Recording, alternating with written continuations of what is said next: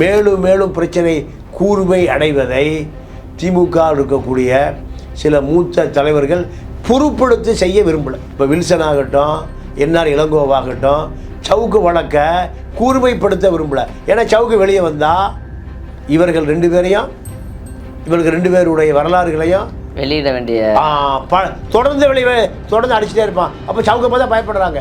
இப்போ சமூக வலைதளங்களில் திமுகவை வலுவாக எதிர்க்கக்கூடிய ஆட்களே இல்லை. அந்த வேலை ஒரு பெரிய இடைவெளி இருக்குது. அதுக்கு ஒரு பெரிய வரவேற்பு இருக்குது. திமுகவை எதிர்க்கக்கூடிய ஒரு பெரிய வரவேற்பும் இருக்குது. இப்போ அந்த காலி இடத்தை சவுக்கு ஃபெலிக்ஸும் நிரப்புவார்கள். இந்த கூட்டணி நிரப்போம். மறுபடியும் அதே வீரியத்தோடு அவரால் ஒழிக்க முடியும்னு நம்புறீங்களா? 100%. ஒன்றுமே கஷ்டமே இல்லைங்க. ஜெயிலுக்குள்ளே கையை உடைக்கல, காலும் உடைக்கலைங்க. அதெல்லாம் பொய். சௌரியமாக சாப்பிட்டுட்டு சௌரியமாக தூங்கிட்டு எல்லா பழக்கத்தையும் விட்டுட்டு அவர்கிட்ட இருந்தால் சிகரெட் பிடிப்பதுலேருந்து எல்லா பிடிப்பது எல்லாத்தையும் விட்டுட்டார். தண்ணி அடிக்கிறத விட்டுட்டார் அங்கே. அப்போ நல்ல திடகாத்திரமாக வந்திருக்கார் சவுக்கு. உண்மையாகவே ஒரு ஊடகவியலாளராக நடந்து கொள்ள வேண்டும். அறம் நாடு நேயர்களுக்கு அன்பு வணக்கம். இன்று நம்மோடு இணைந்திருப்பவர் மூத்த பத்திரிகையாளர் தமிழா பாண்டியன் அவர்கள். ஐயா வணக்கம். வணக்கம். சவுக்கு சங்கர் விடுதலையாயிருக்காரு, வெளியே வந்திருக்காரு. வெளியே வந்தோடனே கொடுத்த அந்த பேட்டி தான் தற்பொழுது வைரலாக இருக்கிறது. என்ன வேலையை செஞ்சுட்டு உள்ளே போனேனோ அதே வேலையை திருப்பி செய்வேன், திருப்பி ஒழிக்கும் சவுக்கு மீடியா அப்படின்னு ஒரு கர்ஜனை குரலோட சொல்லியிருக்காரு. அப்போ நீங்கள் அதே வீரியத்தோடு செயல்படுவீங்களா அப்படின்னு பல கேள்விகளை கேட்டிருக்காங்க. முதல்ல ஒரு நீண்ட போராட்டம் மாதிரி ஒரு 5 மாத காலமாக சிறைக்குள்ளே நிறைய மாற்றி 2 குண்டாஸ் அதை உடைத்து என்ன நடந்தது? திடீர்னு சட்ட இடம் ஒரு பரபரப்பு இல்லாமல் டக்குன்னு வெளியே வந்துட்டாரே. உச்சநீதிமன்றத்தில் என்ன நடந்தது ஐயா? இல்லை, உச்சநீதிமன்றத்தில் மூத்த வழக்கறிஞர்கள் இந்த சவுக்கு சங்கருடைய வழக்கை விழாவாரியாக இவர் ஆளுங்கட்சியோடு எப்படி மிரட்டல் போக்கை கையாளுகிறார், இதுதான் இந்த கேஸினுடைய பிரேயரே. இதுதான். இதை நிரூபிக்க தவறிவிட்டார்கள். நிரூபிக்க நீங்கள் சவுக்கு கைது செய்யப்பட்ட உடன் உள்துறை இதை தலையிடுது. எங்கள் சவுக்கு ஃபைலை கமிஷனர்கிட்ட யார் கேட்குறாங்கன்னா, உடனடியாக அருண் சம்பந்தமாக எல்லா கோப்புகளும் உள்துறை கேட்குது. கேட்டவுடன் அப்போ கோட் ஆஃப் கான்டக்ட் எலெக்ஷன் டைமில் சரி சவுக்குக்கு பிஜேபி ஆதரவாக களம் இறங்கிட்டாங்க. தெரிந்த பிறகு திமுக அரசு பம்புகிறது. அருண் குடும்பத்தோட இந்த கவர்மெண்ட்டை நம்ப முடியாமல் குடும்பத்தோடு அவங்க ரிலேஷன் இருக்கிற ஜெர்மனுக்கு போய் இறங்கிட்டார். 1 வாரம் இருக்கும். 1 வாரத்துக்கு பிறகு அருண் இங்கே இல்லைன்னு சிஎம்முக்கு தெரியுது. தெரிந்த பிறகு சவுக்கு வழக்கை அருண் தான் கையாளணும். உடனே திரும்பி வாங்கங்கிறாரு. அப்போது இவர் என்ன கோட் ஆஃப் கான்டக்ட், அதாவது தேர்தல் நேரம், எலெக்ஷன் கமிஷன் சொல்லாமையே போகிறார். அப்போது அந்தளவுக்கு அவருக்கு மன அழுத்தம். இந்த மன அழுத்தத்தை தாண்டி அப்படியே திரும்பி என்ன பண்ணார், ஒன்றே ஜாயின் பண்ணி ப்ரெஸ் மீட் கொடுக்குறாரு. அப்போது சவுக்குக்கு பின்னாடி பிஜேபி உள்துறையிலிருந்து சவுக்கு சம்பந்தமாக ஃபைலை கேட்குறாங்க. முடிஞ்சு போச்சு. அப்போ திமுகவை எதிர்ப்பதற்கு சவுக்கை பிஜேபி தயார் செய்கிறது. இதுதான் அதுக்கு அர்த்தம். இதன் பின்னாடி என்ன நடந்ததுன்னா, திமுக அரசுக்குள் சவுக்கு எப்படி அதிகாரம் செலுத்தினார், அதிகாரிகளோடு எப்படி நெருக்கம் பாராட்டினார், இன்னும் எந்த அதிகாரி குழுவுக்கு ஆதரவாக இன்னொரு அதிகாரி குழுவை சவுக்கு இணையதளத்தில் விரட்டினார். இதை சவுக்கு இணையதளத்தை 1 வருட காலம் கண்காணித்திருந்தாலே இவ்வளவு ஆவணம் சுப்ரீம் கோர்ட்டு கிடச்சிருக்கு. இதை செய்யக்கூடிய ஆட்கள் யாருமே இல்லை. ஏன்னா யார் இதை செய்தாலும், இப்போது டேவிட்சன் ஆசீர்வாதத்தை சவுக்கு கடுமையாக எதிர்க்கிறார்.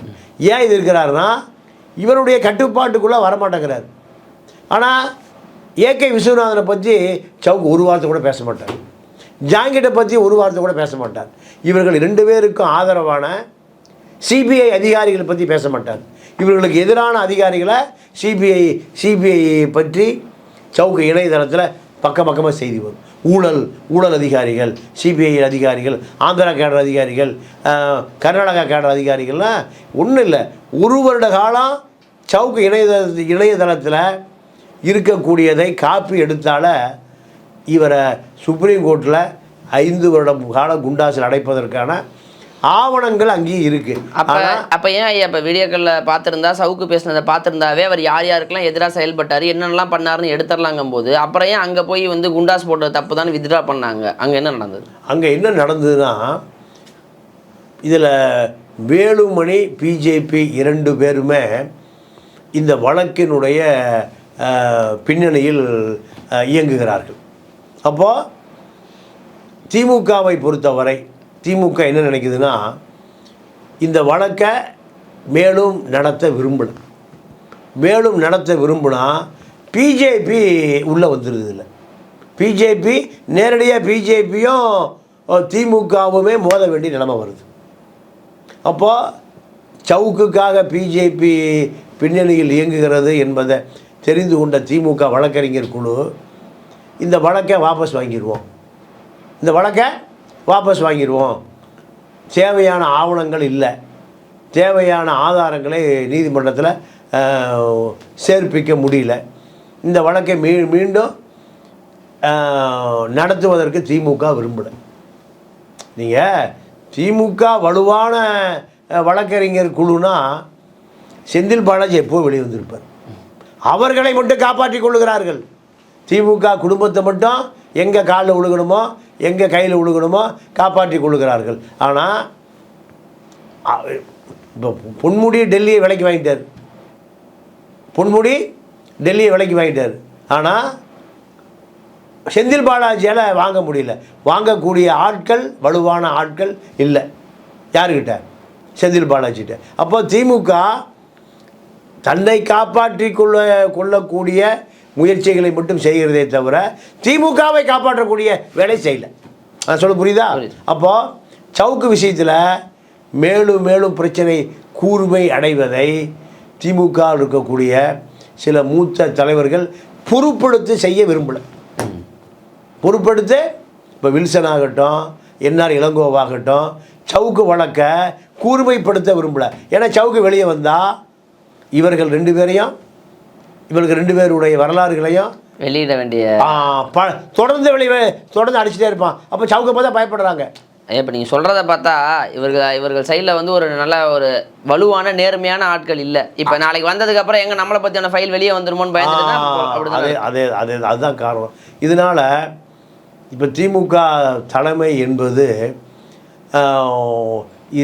அரசை சரியாக வழிநடத்தக்கூடிய ஒரு நுண்ணறிவு இல்லை. கருணாநிதி அத்தனையும் கண்காணிப்பார்.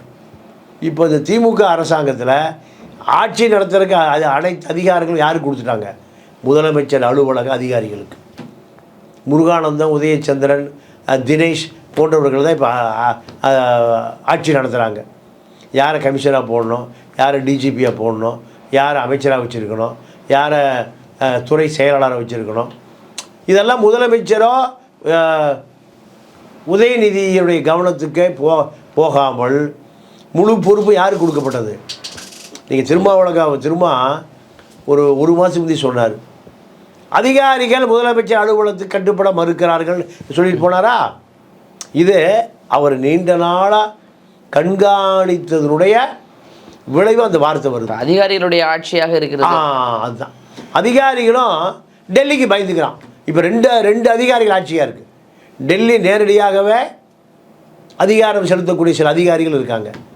அவங்க டெல்லி சொன்னால் தான் கேட்பாங்க, ஸ்டேட் கவர்மெண்ட் சொன்னால் கேட்க மாட்டாங்க. வேலை பார்க்குறது எங்கே? ஸ்டேட் கவர்மெண்ட்டில் வேலை செய்கிறது அதிகாரிகள் சென்ட்ரல் அவருடைய கட்டுப்பாட்டில் இருக்காங்க. சில அதிகாரிகள் மாநில அரசாங்கத்தினுடைய கட்டுப்பாட்டில் வேலை பார்க்குறாங்க. அப்போது சவுக்கு மேட்டரில் மத்திய அரசு அதிகாரிகள் யாருக்காக சப்போர்ட் பண்ணுறாங்க? சவுக்குக்கு ஆதரவு. மாநில அரசு அதிகாரிகள் ஒதுங்கி கொண்டார்கள். இது வந்து சவுக்கு வெளி வந்ததோடைய கணக்கையா, சவுக்கு வந்து இப்போ வெளி வந்ததோடைய பின்னணி இது. அப்போ வேலுமணி இருக்காரு, பிஜேபியும் இருக்கு அப்படின்னா அதிமுகவும் பிஜேபி இங்கு கூட்டணி இணக்கில் இல்லை. அப்படி இருக்கும் பொழுது எதற்காக பிஜேபி சவுக்குக்கு உதவி செய்யணும்? இங்கே இல்லை, சவுக்குக்கு ஏன் உதவி செய்யணும்னா திமுகவை பலவீனப்படுத்துவது தான் அவருடைய நோக்கம். எது எப்படியோ அதிமுகவுக்கு நன்மையோ பாஜகவுக்கு நன்மையோ திமுகவை எதிர்க்கணும். அதுக்கான பிஜேபி என்ன நினைக்குது, அதிமுக எப்படி இருந்தாலும் எந்த நேரத்திலும் நம்முடைய கட்டுப்பாடு கொண்டு வரலாம், திமுகவை கொண்டு வர முடியாது. திமுக நம்மளை எதிர்க்கக்கூடிய அத்தனை பேருடைய தலைமை தாங்குகிற இயக்கம். கம்யூனிஸ்ட்டு, திருமாவளவன், காங்கிரஸ், இப்படி அகில இந்திய எதிரிகள் பூரா இப்போ யார் கூட்டணியில் இருக்காங்க? திமுகவில். அப்போது திமுகவை பலவீனப்படுத்துவதற்கு சவுக்கு சங்கர் தேவை. இப்போ வெளியே வந்தோடனே சொல்கிறார் ஐயா, சவுக்கோடைய ஆட்டம் மறுபடியும் தொடரும் அப்படிங்கிறாரு. என்னுடைய ஒட்டுமொத்த வங்கி கணக்குகள்லாம் எல்லாம் முடக்கப்பட்டிருக்கு, எல்லாத்தையும் மீண்டும் ஒரு 3 மாதத்தில் வந்துடுவேன் அப்படின்னு சொல்கிறாரு. சொல்லும் பொழுது சொல்கிறாரு, கருணாநிதி அவர்கள் எப்படி நடந்துக்கிட்டாரு, பத்திரிகையாளராக தன்னை அடையாளப்படுத்திக்கிட்டது எப்படி நடந்துக்கிட்டார், ஆனால் ஸ்டாலின் அவர்கள் பத்திரிகையாளர்களுக்கு சுதந்திரம் தர்றதில்லை அப்படின்னு ஒரு விமர்சனத்தை வைக்கிறாரு. அப்பா பிள்ளை நிழல்லே வளர்ந்த ஒரு பிள்ளைங்கிற மாதிரி வந்த அடுத்த செகண்டே விமர்சனங்களை அடுக்கடுக்க ஆரம்பிச்சிட்டாரு. பல விஷயங்களை எடுத்து பேசுகிறாரு. கள்ளச்சாராய மரணமாக இருக்கட்டும், ஒரு விஷயத்தையும் பேச ஆரம்பிக்கிறார் இல்லையா? அப்போ சவுக்குடைய ஆட்டம் இதற்கப்புறம் எப்படி இருக்கும்? இப்போ அதிமுக ஆதரவு களம், பிஜேபி பின்னணி, இரண்டும் தான் அவருக்கு பாதுகாப்பு வளையம். ரெண்டும் பாதுகாப்பு வளையம். வந்தோடனே முதல்வர் அவர்களை மீண்டும் விமர்சிக்க தொடங்கியிருக்காரு. ஆல்ரெடி இங்கே துணை முதல்வர் அப்படிங்கிற அந்த ஒரு பொறுப்பு உதயநிதிக்கு வருவதிலிருந்து, உள்ளேருந்து, கூட்டணியிலேருந்து அப்படின்னு பலதரப்பட்ட எதிர்ப்புகள் வருது. இந்த நேரத்தில் சவுக்கு சங்கர் வெளியே வருவது திமுகவுக்கு எப்பேற்பட்ட ஒரு சறுக்கலாக அமையும்? நீங்கள் சறுக்கல் தான். ஏன்னா இப்போ சமூக வலைதளங்களில் திமுகவை வலுவாக எதிர்க்கக்கூடிய ஆட்களே இல்லை. அப்போது அந்த வேலை வந்து ஒரு பெரிய இடைவெளி இருக்குது, அதுக்கு ஒரு பெரிய வரவேற்பு இருக்குது. திமுகவை எதிர்க்கக்கூடிய ஒரு பெரிய வரவேற்பும் இருக்குது. இப்போ அந்த காலி இடத்தை சவுக்கு ஃபெலிக்ஸும் நிரப்புவார்கள், இந்த கூட்டணி நிரப்போம். இப்போ நேற்று சவுக்கு வெளியே வராரு, அதே நல்ல ஃபெலிக்ஸ் அவர்களும் வீடியோக்கள் போட ஆரம்பிச்சிட்டாரு, இன்டர்வியூ எடுத்திருக்காரு. சீமான் அவர்களை ஒரு மிக நீளமான ஒரு பேட்டி, ஒரு 4 மணி நேரம் கிட்டத்தட்ட வரக்கூடிய ஒரு பேட்டி எடுத்திருக்காரு. அடுத்ததாக இன்டர்வியூகளும் தர்றாங்க. அப்போ ஃபெலிக்ஸும் என்ட்ரி, சவுக்கும் என்ட்ரி அப்படிங்கும் பொழுது திமுக கவர்மெண்ட்டுக்கு குடைச்சல் ஆரம்பிச்சு விட்டதா? ஆமாம், 100% குடைச்சல் தான். ஏன்னா பல தகவல்களை டெல்லி அதிகாரிகள், தமிழ்நாட்டில் வேலை செய்கிற, டெல்லிக்கு சேவகம் செய்கிற அதிகாரிகள் அப்படியே எடுத்து சவுக்கிட்ட கொடுப்பாங்க. சவுக்குக்கு ஒரு டெல்லி அதிகாரிகள் சோர்ஸ் இருக்குது, முதலே இருக்குது. அந்த அதிகாரிகள் மூலம் எல்லாமே கசியப்படும். கசிந்தால் டெய்லி பிஜேபி எதை செய்யணும்னு நினைக்குதோ, அண்ணாமலை எதை செய்யணும்னு நினைக்கிறாரோ அதை சவுக்கு செய்வார். பின்னணியில் வேலுமணியுடைய கட்டுப்பாட்டில் இருப்பார். வேலுமணிக்கு ஒரு பெரிய அரசியல் பாதுகாப்பு யாருக்கிட்ட? எடப்பாடியை மிரட்டுவதற்கும் சவுக்கு தேவைப்படுவார். யார் மிரட்டுறதுக்கு? வேலுமணி வந்து சவுக்கை வைத்து எடப்பாடியை மிரட்டுவார். நீங்கள் நான் எவ்வளோ முக்கியமான ஆள் பார்த்துங்க. என்கிட்ட பவர்ஃபுல் மீடியா, சவுக்கு ஃபெலிக்ஸ் மீடியா இருக்குது. என்ன பழைய மாதிரியில் நீங்கள் கணக்கு போட்டு என்னை நீங்கள் புறக்கணிக்க முடியாது. நான் தேவைப்பட்டால் எடப்பாடியும் என்னால் மிரட்ட முடியும். இது வேலுமணி வைத்திருக்கிற ஒரு பெரிய அஸ்திரம் தான் சவுக்கு. இப்போ 2 முறை எலும்பு முறிக்கப்பட்டதுங்கிறாரு, என்னை அலக்கழித்தாங்க, எல்லா விஷயத்தையும் அவர் பேசுகிற பொழுது இவ்வளோ சம்பவங்களை கடந்து, இந்த அனுபவங்களை கடந்து மறுபடியும் அதே வீரியத்தோடு அவரால் ஒழிக்க முடியும்னு நம்புறீங்களா? 100%. ஒன்றுமே கஷ்டமே இல்லைங்க. ஜெயிலுக்குள்ளே கையை உடைக்கல, காலும் உடைக்கலைங்க, அதெல்லாம் பொய். அதாவது திமுக அதாவது எமர்ஜென்சி காலத்தில் கைதிகளை செய்ததை போல எந்த கொடுமையும் செய்யலை. சௌரியமாக சாப்பிட்டுட்டு, சௌரியமாக தூங்கிட்டு, எல்லா பழக்கத்தையும் விட்டுட்டு, அவர்கிட்ட இருந்த சிகரெட் பிடிப்பதிலேருந்து எல்லா பிடிப்பது எல்லாத்தையும் விட்டுட்டார். தண்ணி அடிக்கிறத விட்டுட்டார் அங்கே. அப்போ நல்ல திடகாத்திரமாக வந்திருக்கார். பெரியார் சொல்லுவதை போல தான் சட்ட விரோதிகளும் சமூக விரோதிகளும் உடம்பை தயார் செய்வதற்கு அரசு கட்டி வைத்திருக்கோம் ஓய்வு விடுதி, ஜெயில். அதுதான் ஜெயில். அதை பெரியார் சொல்லுவதை இந்த 5 மாத காலம் உடம்பையும் மனசையும் தயார்படுத்திட்டு வந்திருக்காரு. இது அரசு அவருக்கு கொடுத்துருக்கிற பெரிய வெகுமதி, பெரிய வெகுமதி. இந்த வெகுமதியை கொடுத்ததற்கு சவுக்கு சங்கர் திமுகவுக்கு நன்றி சொல்லணும். ஏன்னா இந்த 5 மாத காலம் சவுக்கு பேசலையே தவிர மக்கள் பூரா சவுக்கை பேசிகிட்டு இருந்தான். ஏன்? குண்டாசில் இருக்கான், குண்டாசை உடைக்கிறான், இப்போ 17 கேஸ் உடையுது, 13வது கேஸ் உடையுது, இப்படி தான். இப்போது இதே சவுக்கு திமுகவை பேசுவதற்கு எந்த தடையும் இல்லை. திமுகவே பலவீனமாக கிடக்கு. ஒரு அருண் தான் இருக்கார், ஒரே ஒரு அருண் தான். நீங்கள் வருணை கூட திமுக அரவணைச்சு வச்சுருக்கு. வேறு ஆளே கிடைக்கல. ஒன்றிய செயலர் மாதிரி ஆகிட்டார், மாவட்ட செயலர் மாதிரி ஆகிட்டார் வருண். ஏன்னா அவருடைய தவறுகளை மறைப்பதற்கு, அவருடைய பாஸ் ஏகே விஸ்வநாதனுடைய தவறுகளை, அவருடைய பல ஆயிரக்கணக்கான கோடி ரூபாய் சொத்துக்களை காப்பாற்றுவதற்கும் வருண் தேவைப்படுகிறார். திமுகவுடைய இணக்கமாயிட்டார். இப்போ புதுக்கோட்டையில் ஒரு மனைவி அதிகாரி, திருச்சியில் இவர் அதிகாரி, இப்படி தான். அப்போ இதெல்லாமே திமுக பலவீனமாக இருக்குது. திமுக ஒரே ஒரு அருணும் வருணை நம்பித்தான் இருக்குது, வேறு அதிகாரிகளே இல்லை. அதிகாரிகள் பூரா டெல்லியால் கண்காணிக்கப்படுகிறார்கள், கட்டுப்படுத்தப்படுகிறார்கள், கண்காணிக்கப்படுகிறார்கள். அப்போது திமுக இந்த பலவீனமான நிலைமையில் தான் இருக்குது. வழக்கறிஞர் குழு வலுவாக இல்லை, போலீஸ் அதிகாரிகள் குழு வலுவாக இல்லை. ஆனால் ஏவா வேலு வலுவாக இருக்கார், துரைமுருகன் வலுவாக இருக்கார், பொன்முடி வலுவாக இருக்கார், G² பாலா வலுவாக இருக்கார், ரெட் ஜெயிண்ட் செண்பகமூர்த்தி வலுவாக இருக்கார். இதுதான் திமுக அரசு. திமுக அரசு 1.5 ஆண்டு காலம் தான் காலம் இருக்குது. 1.5 ஆண்டு காலத்தில் திமுக படாத பாடுபடணும்.